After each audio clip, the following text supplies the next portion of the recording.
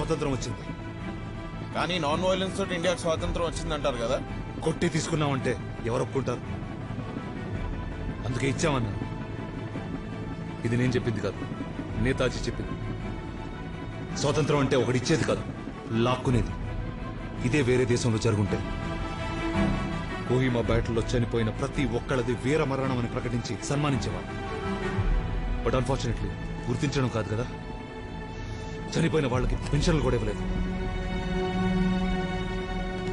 సొంత కుటుంబం కోసం ఎవరూ చావరు. అలాంటిది నేతాజీ సుభాష్ చంద్రబోస్ పిలిచిన ఒక్క పిలుపు, మీరు నాకు రక్తం ఇవ్వండి. వాళ్ళు వదిలేసిన ప్రాణాలు, అనాథలైన పిల్లలు, మన దేశపు జెండా పైకెగరాలని పిచ్చి కలతో చచ్చిపోయిన వాళ్ళు చూడని స్వతంత్రం.